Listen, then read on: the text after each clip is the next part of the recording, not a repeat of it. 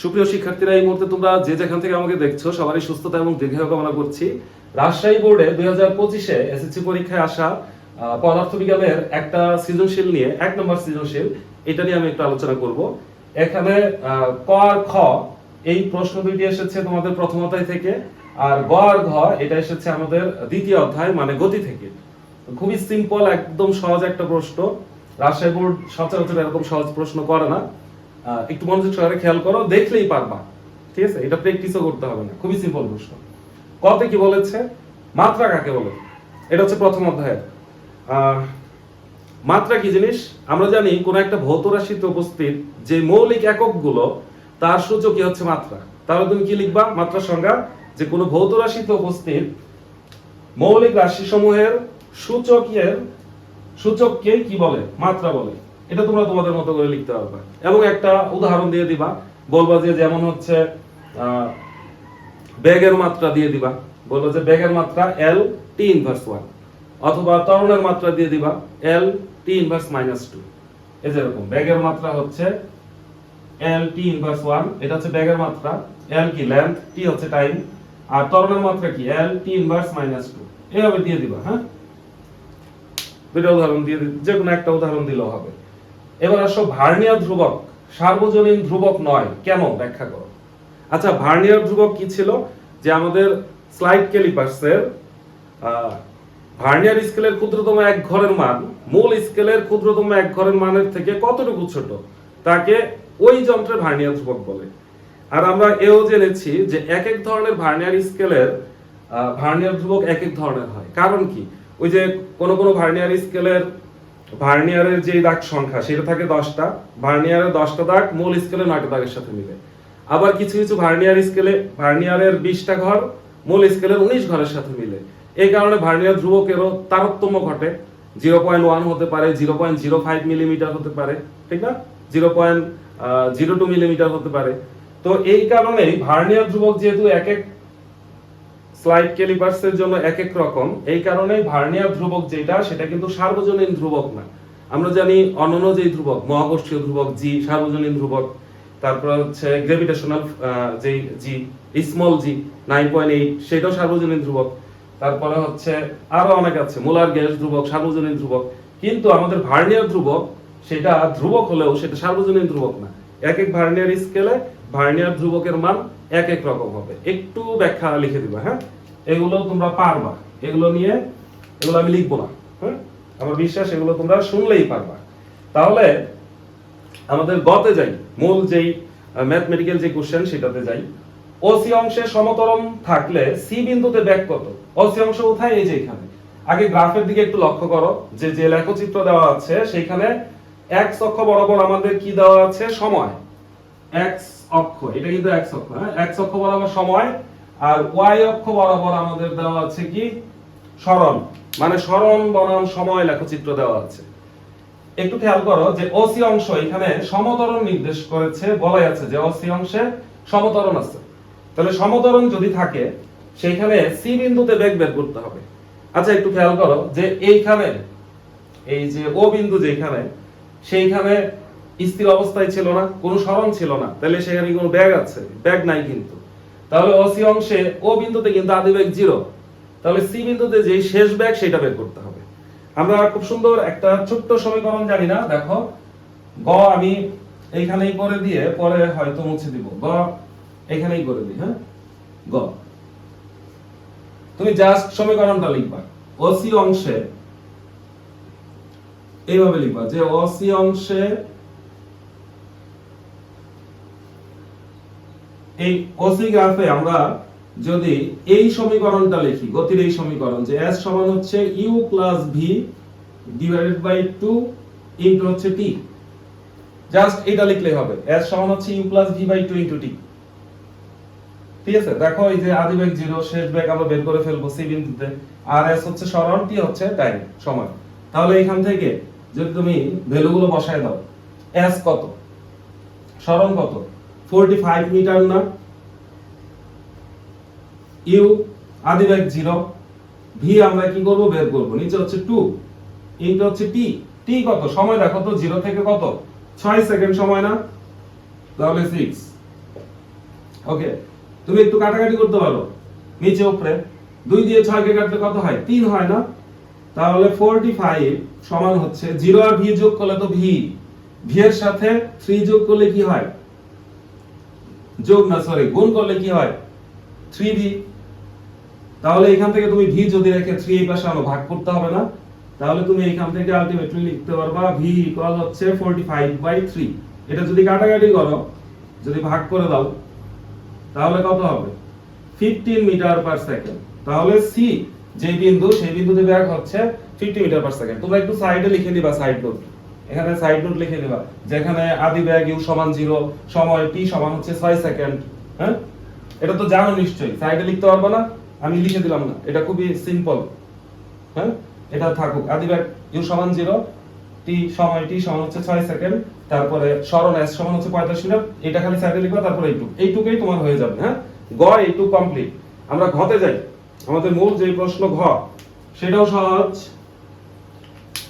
ঘতে দেখো কি বলছে, যে উদ্দীপকের তথ্য হতে ত্বরণ সময় লেখচিত্র রাখতে হবে এবং একে ব্যাখ্যা করতে হবে। তাহলে ত্বরণ থাকবে কোন দিকে? y অক্ষ বরাবর, আর x অক্ষ বরাবর কি থাকবে? সময় থাকবে। যেরকম এখানে সময় তো আছেই, এই সময় থাকবে এদিকে, শুধু এদিকে ত্বরণ আসবে। তাহলে তুমি যদি ত্বরণ বনাম সময় লেখচিত্র আঁকতে চাও, তোমার কি করা উচিত? ত্বরণ তো বের করতে হবে, তাই না? এই যে আমাদের যেই গ্রাফ, সেই গ্রাফ থেকে কিন্তু আমাদের ত্বরণ বের করতে হবে। একটু ত্বরণটা বের করার চেষ্টা করি। এখানে 3 ধরনের ঘটনা আছে। গ্রাফের দিকে একটু লক্ষ্য করো, যে ওসি অংশে আমাদের ত্বরণ বলে দেওয়া আছে, যে সমত্বরণ নির্দেশ করে, তাহলে ওসি অংশে আমাদের ত্বরণ কিন্তু আছে, ঠিক আছে? সিডি অংশে ত্বরণ কত, ডি অংশে ত্বরণ কত, সেটা আমরা বের করব একটু। হ্যাঁ, ত্বরণ বের করব। এখন দেখো, তোমার এস আছে আর হচ্ছে টি আছে। এইখান থেকে ত্বরণ যদি তুমি বের করতে চাও, তাহলে আমাদের দেখো কতভাবে আমরা বের করতে পারবো। তাহলে প্রথমেই আমরা ওসি অংশের ক্ষেত্রে ত্বরণ বের করি। আমাদের টার্গেট হচ্ছে ওসি অংশের ক্ষেত্রে আমরা ত্বরণ বের করব। হ্যাঁ, ডাইরেক্ট লিখে দিবা যে ওসি অংশে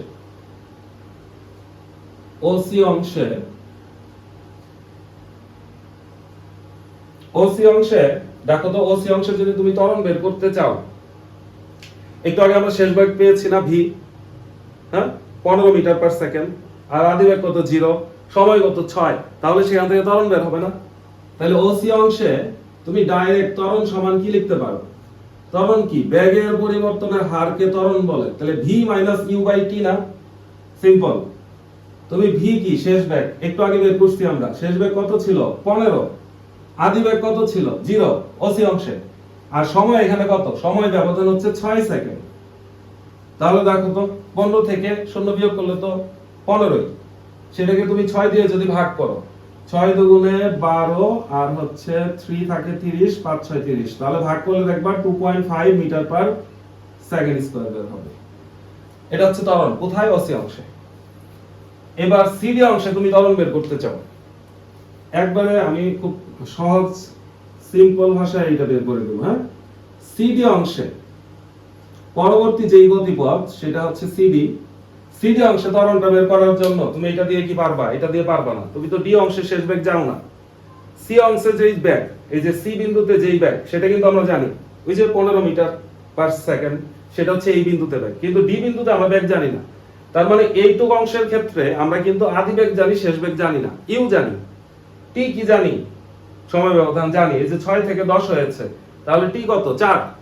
টি হচ্ছে 6 থেকে 10 হয়েছে মানে 4 সেকেন্ড। সরণ জানি 45 থেকে 105 হয়েছে, তাহলে কত? 60 মিটার না?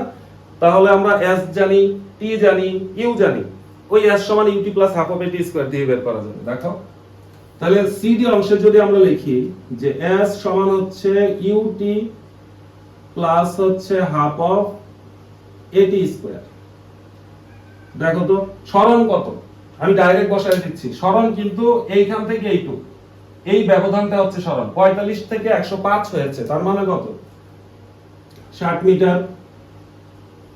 আদি বেগ কত? 15। ওই যে সি বিন্দুতে যেই বেগ, সেটাই তো আদি বেগ। এই 15 এর সাথে আমরা কাকে গুণ করব? টি কত? টি বলো তো, এই 6 থেকে 10 হয়েছে, তাহলে টি কত? 4 না? Plus half of A, T square মানে কি ওই যে 4, তাহলে 4 স্কয়ার। এটা একটু ক্যালকুলেশন করে এখান থেকে এর মান বের করতে হবে। সহজ, এটা গুণ করলে কত? 60 হবে। 4 এর স্কয়ার বলে কত? 16, 16 কে 2 দিয়ে ভাগ করলে 8, তাহলে 8a।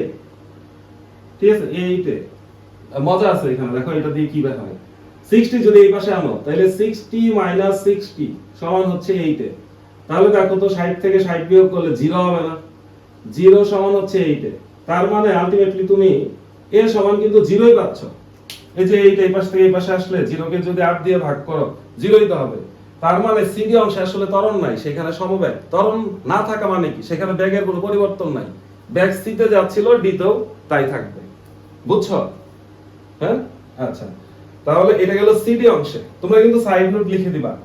আমি জায়গার অভাবে সাইড নোট লিখতে পারছি না। আচ্ছা, সাইড নোট এটা পারবা আমার, তারপর ছোট করে লিখলে জায়গা হবে না আসলে। এটা তারপর লিখে দেই, পরে মুছে দিব না। দাও সাইড নোট লিখে দেই। এখানে কি লিখবা? আমি সংক্ষেপে লিখে দেই যে এখানে ইউ আদিবেগ ইউ সমান 0, ভি সমান কত? 50, 15 কি মিটার পার সেকেন্ড। তারপরে টি সমান হচ্ছে 6 সেকেন্ড। আর এখানে কি লিখবা? এখানে ঠিক ভাবে লিখলে হবে এস সমান কত ছিল? ওই যে 105 থেকে 45 বিয়োগ করেছিল, এটা দেখাইতে হবে। 105 মাইনাস হচ্ছে 45, এটা দেখাইতে হবে। হ্যাঁ, বিয়োগ করলে কত? 60 মিটার। তারপর হচ্ছে ইউ আদিবেগ ইউ ছিল কত? 15 মিটার পার সেকেন্ড। তারপরে হচ্ছে টি টাইম হচ্ছে 6 থেকে 10 হয়েছে, তাহলে 10 - 6 লিখবা, লিখে সেকেন্ড লিখবা, তারপরে লিখবা যে 4 সেকেন্ড। হ্যাঁ, এই হচ্ছে আমাদের সাইড নোট সহ। তাহলে দেখো অসি অংশ, সিডি অংশ। এবার লাস্ট ডি অংশ, এই যে এইটুক। এই ডি অংশে কি হবে এটা বের করতে হবে। হ্যাঁ, ডি অংশে কি হবে? ডি অংশের ক্ষেত্রে আমি এইখানে লিখে দিই, এইটুকে হয়ে যাবে। প্রশ্ন আমাদের দরকার নাই, প্রশ্ন আমাদের কোথায় আছে? মাথায় আছে। হ্যাঁ, যে আমাদের ত্বরণ বনাম সময় লেখচিত্র আঁকতে বলছে, তাহলে প্রশ্ন আমাদের মাথায় আছে অলরেডি। হ্যাঁ, মেমোরিতে আছে। তাহলে ডি অংশে ঠিক সেম ভাবে তুমি লিখবা যে ডিই অংশে। তাহলে ডি অংশে দেখো তো আদিবেগ, এখানে ডি বিন্দুতে আদিবেগ কত? এই সূত্র অ্যাপ্লাই করবা। এই সূত্র আমি লিখি না, আগে সূত্র লিখি। s সমান কি? ut plus half of at square. এখানে কি কিসের মান কত? এই যে ইউ মানে কি? ডি বিন্দুতে বেগ না? দেখো এখানে কিন্তু সমবেগ ছিল, তাহলে এখানে যে বেগ এখানেও তো তাই না? এবং সেটা কত? 15। সেটা হচ্ছে আমাদের 15 মিটার পার সেকেন্ড। ইউ পেয়ে গেলাম। টি তে আসো, টি সময় ব্যবধান, এইখান থেকে এখানে গেছো, তাহলে সময় ব্যবধান কত? 10 থেকে 14। তার মানে কি 4 না? তুমি লিখবা 14 - 10 এত সেকেন্ড, তার মানে হচ্ছে 4 সেকেন্ড লিখলা। তারপরে সরণটা লিখে নাও। সরণ দেখো এখান থেকে এখানে হয়েছে 105 থেকে 133, তাহলে 133 মাইনাস হচ্ছে 105 এত মিটার। তার মানে কত মিটার বলো তো? 28 মিটার না? এর মান বসায় দাও, এই যে 28। তারপর ইউ আমাদের কত? 15, সাথে গুণ কত? টি কত? টি 4 সেকেন্ড প্লাস হচ্ছে হাফ অফ এ কত আমরা জানি না, আর টি কত? 4 স্কয়ার। বুঝছো ঘটনা? 28। এটা কত? 60 প্লাস এটা আবার আগের মতো 8a হয় না? তাহলে দেখো তো এটা যদি এই পাশে নিয়ে আসো, 28 - 60 সমান হচ্ছে 8a, বা মাইনাস এটা কত হয়? 8 আছে 10 হইতে 2 হাতের হচ্ছে 1 3 3 32 মাইনাস 32, কিন্তু মাইনাস 32। তাহলে এখান থেকে আলটিমেটলি আমি এই জায়গায় লিখে দিই। হ্যাঁ, নিচে হয়তো দেখা যাবে না। তাহলে a ইকুয়াল কত? -4 না? a হচ্ছে -4। এখানে কিন্তু একক দিয়ে দিবা। ত্বরণের একক কি? Metre per second square. তাহলে এখান থেকে তুমি পেলা যে ত্বরণটা হচ্ছে -4 মিটার পার সেকেন্ড স্কয়ার। তার মানে কি? মন্দন, ওইখানে আসলে বেগ হ্রাস পেয়েছে। ঠিক আছে, ধীরে ধীরে বেগটা হ্রাস পেয়েছে। এই হচ্ছে আমাদের ইনফরমেশন। এই ইনফরমেশন গুলো আমরা কি করব? এখন গ্রাফে বসাবো। আমাদের বলছে লেখচিত্র আঁকতে। লেখচিত্র আঁকার উদ্দেশ্যে আমরা কি করছি? যে এখান থেকে ত্বরণ বের করে নিয়েছি। তুমি লেখচিত্র আঁকবা। লেখচিত্র আমরা এটাতে আঁকতে পারবো না, লেখচিত্রটা একটু অন্যরকম হবে। এই সরণ বনাম সময় লেখচিত্রের মতো হবে না। হ্যাঁ,